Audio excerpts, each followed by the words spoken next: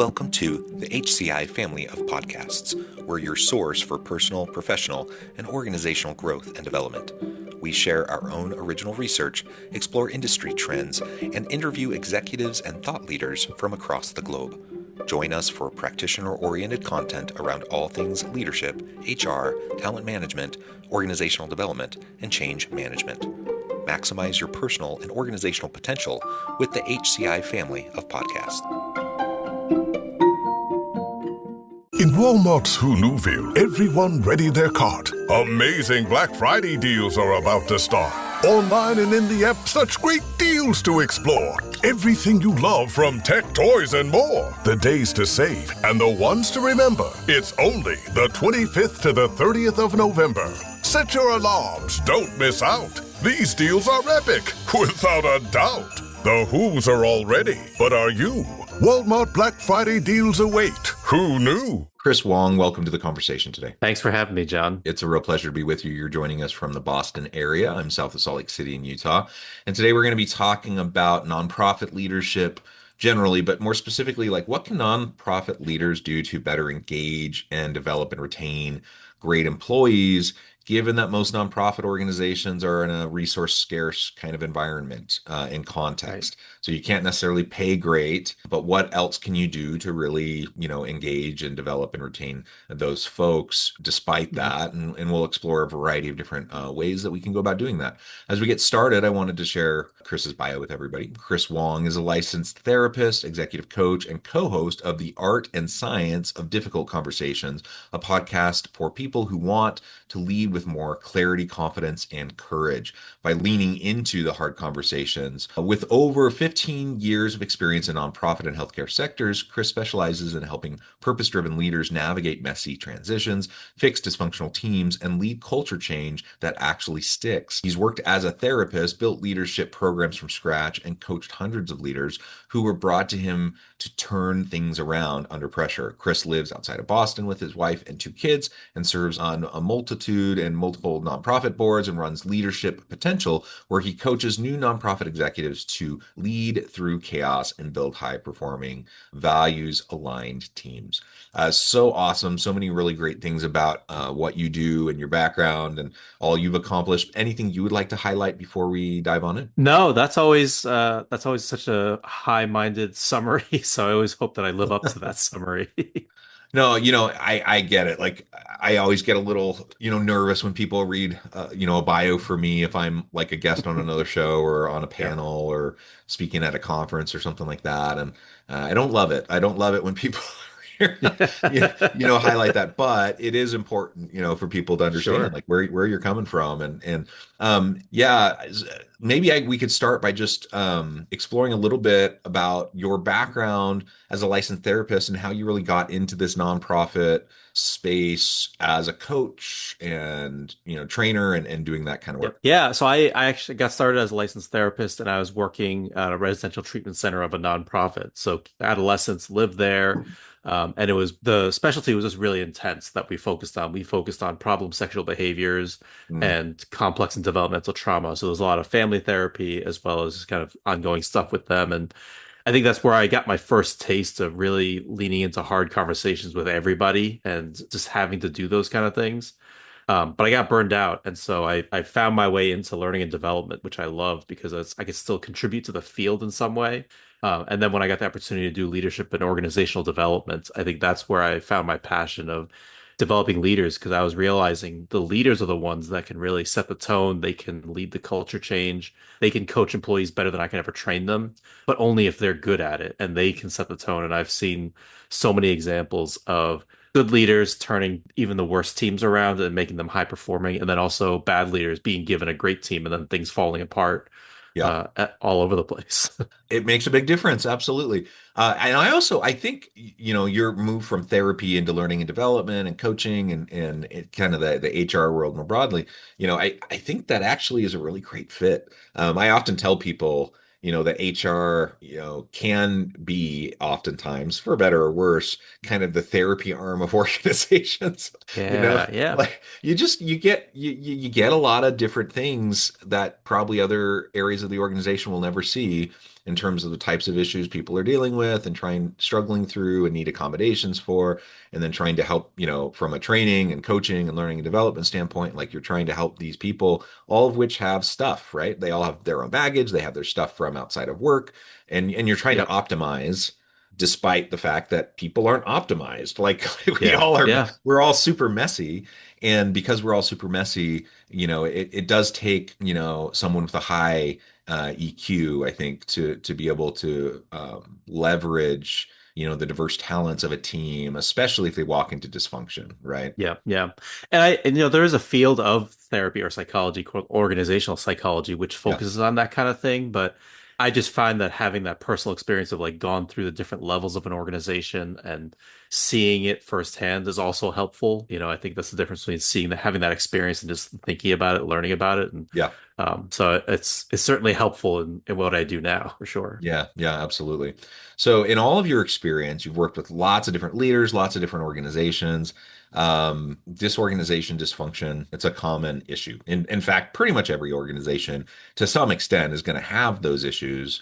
Maybe on a scale, more serious or severe than, in other contexts. But humans are messy and Yeah, organizations are just clusters of humans. So they're that's very right. they're very messy. And so like what are some of the most common types of like culture and dysfunctional issues that you tend to see in nonprofits in particular, but organizations generally? And what do you think some of the driving causes are of that? Yeah, and I think this goes across every type of organization. I've worked in different types, and it's the people stuff that tends to be the same. I think it all comes down to this phrase, assumptions kill. I think Yes. so many leaders make assumptions about lots of different things, about what motivates their employees. They have a mismatch there. Level of effort. They assume that because they gave a lot of effort, they're managers because they worked really hard. They did a lot of good stuff as an individual contributor or as a frontline manager. And so they're given the reins to the next level. They just kind of assume, oh, people have that same kind of motivation that I did to fix things or figure things out. So I think there's a mismatch there. They Hmm. assume that there's a standard operating procedures or processes that everybody knows, but Yeah. they really don't because there's so many assumptions that people are making about why we do work or workarounds because something doesn't work and we're not going to talk about it or fix it. So we're just going to work around it and they figure it out. And so I think it's just all these assumptions about what drives people, what motivates people, what the rules are. I think some people are just playing different games altogether about what's acceptable, what's not acceptable, and like that's the whole essence of cultural humility or cultural competency, whatever you want to describe it. It's not about I think it's in vogue now in kind of popular culture to think of it as like affirmative action or, not just giving extra accommodations to people that may or may not deserve it. At the heart of it, it's really about you have to learn about other people and stop assuming you know what's going on for other people. Yeah. Assumptions. I mean, the old cliched saying, just demonstrates your own your incompetence when you're making assumptions. And yeah, I think again it's human nature, like we all do it, like it's unavoidable Yeah. to make assumptions. We all take mental shortcuts all the time on all sorts of things and how we operate and work through our day, especially in really complex situations. It's human Yeah. nature. Like we're going to simplify, right? The challenge is, especially when we're dealing with humans, and simplifying, like inevitably we're even if at the heart of the issue we might even be right. There's Hmm. always nuance, and there's just always Yeah. things that are not going to fit with our assumptions always. And so we That's just right. have to, I like how you said that humility. Like we have to just have that humility about how we go about interacting with other people. Have some grace for them because they're dealing with stuff just like we're dealing with stuff. Yeah. And then just assume that you don't actually understand what they're going through, how work is going for them, what motivates them, etc. And just learn and listen, like have conversations, get to know your people. And there's no substitute for just really knowing your people. And That's that that's that it. doesn't just happen, by seeing their work products. It happens by talking with them and interacting with them and having meaningful, engaging conversations, and developing trust with them over time, right? Yeah. And then people are more willing to be vulnerable and genuine and authentic with you, and that will give you a clear picture into where they're coming from, what motivates them, what's driving them more in this moment. It's also important to recognize that people aren't stagnant. Like we are constantly adjusting, like and shifting, That's it. and sometimes it's a big thing, like life stage or career stage.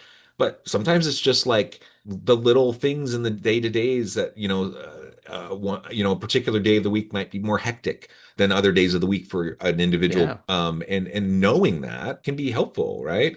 Right. And then you can provide supports, you can provide resources, you can just be understanding of the types of issues that people might be facing. And what motivates me today may have not been the same that motivated me last year, Exactly. Yeah. or maybe what's really in my like what is really getting under my skin and driving me to do something today might even be a little bit different than what it was last week. I mean, so part of what I'm saying, I don't want to scare people off. Like it's everything's unknowable, like people are complicated, blah blah blah.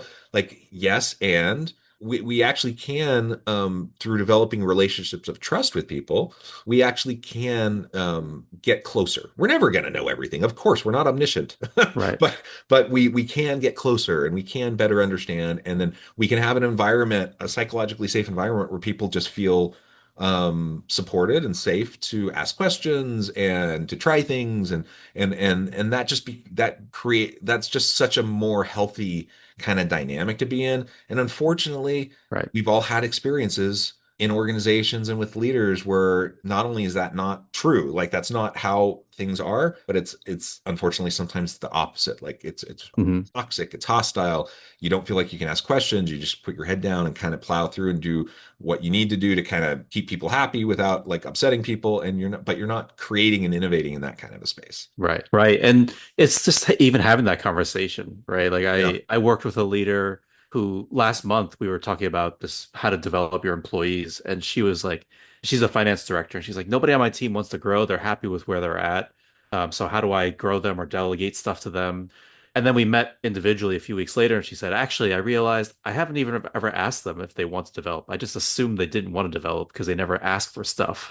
Yeah. And like that was like the key point for her. Like she was assuming based upon because her personality is, let me ask for more things, let me take the initiative. And her team may not be like that. Maybe they're happy with where they're at, but we don't know that yet. And you don't know until you just ask the questions and be that, that curiosity, but also that genuine, like I really do want to know what you want and how do I best help you get to that level. Yeah, and there's a difference between like being happy where you're at and being complacent, being Mm, disengaged, yeah. right? And I think sometimes Yep. we couple those and we assume, oh, someone's not ambitious, they're not pushing for the next level, they're not, trying to move up, that they must be apathetic, they must be lazy, they Mm, must be, they're not truly invested. And that's not true. Like yeah. there's lots of people, again, it depends on a lot of different factors, but a lot of people, may be very comfortable where they're at. They don't want to go into a managerial role, for example. That's right. They're That's they're right. they're they're they're really good individual contributors or part of a really great team that they love working with. And that doesn't mean they don't want to be challenged. That doesn't mean they don't want to learn, that they don't want to grow. It just means maybe they don't want to learn and grow the way you did. Yes. Yeah. So Yeah, and she said, this is the phrase I'll use forever with everybody else's. She said, I can't expect myself out of other people. yeah. I think that's Which is so such a insightful. it's insightful, and it really does show great humility and self-reflection, because I think that is pretty much kind of the default setting for most leaders. And this isn't an accusation, it's just an observation. That like you said earlier, they're successful, they've worked hard, they've been great individual contributors, they're rewarded, they're promoted. And it's just human nature. It's natural for you to kind of want to replicate that. Like you're Right. like, okay, this is what helped me be successful. I'm going to try to now do the same thing to help my team become successful. But that's why diversity is awesome. Like people have all sorts of different worldviews and backgrounds and skill sets, and you can complement each other through that variety. And as a leader, you don't want to replicate yourself. Like you already have you want to Yeah. you want You to shouldn't help. want to. Yeah. Yeah, you should want to help other people fulfill their potential, not your potential.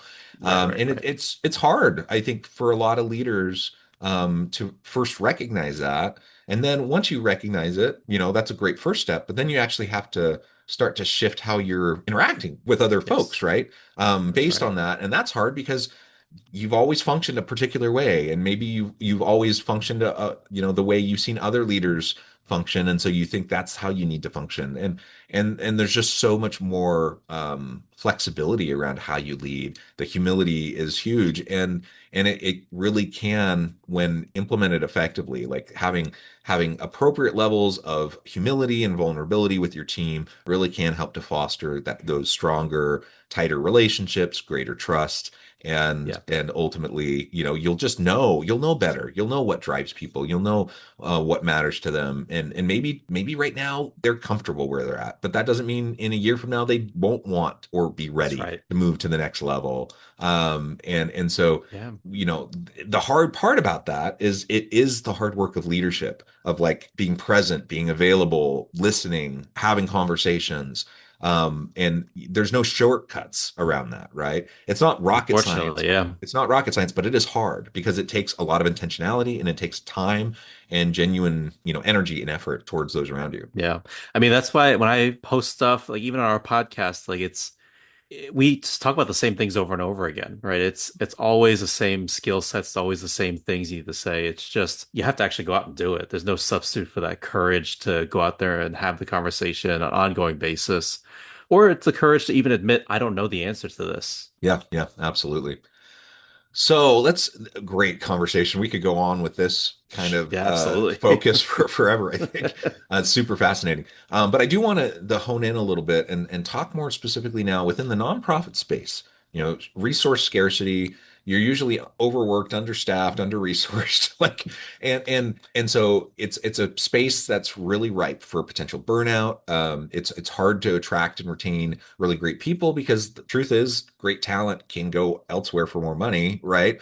And so, like, what are Right. some of the things you've seen from great nonprofit leaders who, despite that, within that context, they're able to really engage and develop their employees, and really leverage them to their fullest potential? Yeah, and I'll say this hurts me because I'm a facilitator. I do trainings also, but training isn't always actually the right answer. And in Yep, fact, when absolutely. when creating leaders, training is probably not super useful. What you really need is ongoing coaching, mentorship, giving them opportunities to develop a skill set. And so it's not always about the money. Like money is always a tight resource, and time sometimes is a tight resource too, but you have to at least give up time. And that's giving up time to have them either do some coaching through you or somebody else, do some mentorship with somebody else who they look up to or somebody who could really help them get to that next level or grow in that way they need to be. And also giving them opportunities to try new things. So not necessarily overburdening them with like, here, do this task I don't want to do. That's not necessarily Right. going to grow them Offloading all your anyway. busy work, right? Right. But things that will help them build that skills of communication, of managing other people. So maybe being a lead or being a mentor to some of the newer team members, leading team meetings, or helping with the scheduling of activities or things like that. Whatever might be helpful in building that skill set to think at a higher level, because you want them essentially to get out of the tactical every day. How do I fix this specific problem? And you want them to start thinking strategically. So inviting them into that thought process with you and like, hey, we need to solve for this problem. We're understaffed or we don't have the resources to finish this project. How would you go about doing this? Getting them to think at that higher level is gonna set them up for success. And it's not taking money, right? It's just taking you sitting there, being willing to sit with them and help them think through that process and start developing that skill set and practice that muscle. Yeah. And not everyone who ends up in the nonprofit space, but disproportionately, like when people end up in the nonprofit space, it's often a conscious choice, right? Like they're willing to sacrifice maybe Yeah. higher salary for maybe better work-life balance, or other intrinsic benefits, that Right. they value, meaning, purpose, those sorts of things, right? And so just recognizing that, and again, knowing what those drivers are, Right. kind of that public service motivation. There's a whole literature on this, but it does vary across people. Like, better understanding, like, really truly, what are those intrinsic drivers? Maybe in the lack of more extrinsic drivers, what are the intrinsic drivers that are really pushing them? And for most people, you just identified one key one that is relevant to most people, and that is just opportunities to be creative and to learn and grow. And so Yeah. if you're pouring into your people, if you're investing in them, you're preparing them for future career opportunities, which is great. People value Yeah. that. But they just like to work with a boss they like. They like to work in a team that they like. They like to be able to develop themselves and learn and grow and see progress. And that's what good Yeah. leaders do. Like they help build the bench strength around them, Right. and facilitate great, interpersonal communication and dynamics and culture so that people can accomplish the good things together. Right. And not everyone's going to be like super driven and motivated to be always like creative and innovative, but a lot of people, just being in that space of resource scarcity to like drive them to like optimize processes, be kind of more entrepreneurial in Mm. your mindset of like Yeah, create yeah, yeah. new approaches, innovate, and if something doesn't seem to be working, let's break it down and let's rebuild it better. That's something that excites a lot of people, and you can truly leverage that, and it'll help your organization work better, right? Right. Have you read the book Drive by Daniel Pink? Yeah, absolutely. I always use that as like kind of the basic framework. Like every person still wants this stuff, their autonomy, and they feel like they mastered something and the purpose. Hmm. Um, but they still want to be able to do stuff and still feel like they contributed and have those wins and feel like they're doing a good job. Nobody wants to do a bad job out of the day, right? It may look like they're trying to do a bad job, but they're just going through stuff, as you mentioned earlier. They might just be going through some stuff that day or that week or whatever. But people generally wake up, they're like, I want to have the best day possible. I don't want to screw up, really. And so how do Absolutely. you help them get those wins? Is how do you understand what do they need to be able to do that stuff and feel like they're in control of their domain and feel like they're getting better at it every day? Yeah, yeah, I love it. Well, Chris, this has just been such a fun conversation. I believe we could probably go on for hours, but Absolutely. I do note the time. I need to let you go here in a minute. Before we wrap things up for today, I just wanted to give you a chance to share with the audience how they can connect with you, find out more about your work, and then give us the final word for today. Yeah, you can find me on LinkedIn. I'm most active there. Chris Wong, LMHC. That's where I'm most active. You can connect with me there. My website, myleadershippotential.com. And if you're struggling with your team, you're struggling with your organization, you want to develop and grow them, give me a shout. My email is chris@myleadershippotential.com. I'm happy to always chat it out, even if it's not to work together. I just love giving advice and just helping people think through their issues. I love it. Chris, thank you so much. It's been a pleasure. I encourage the audience to reach out, get connected, find out more about what Chris can do for you. And as always, I hope everyone can stay healthy and safe, that you can find meaning and purpose at work each and every day. And I hope you all have a great week.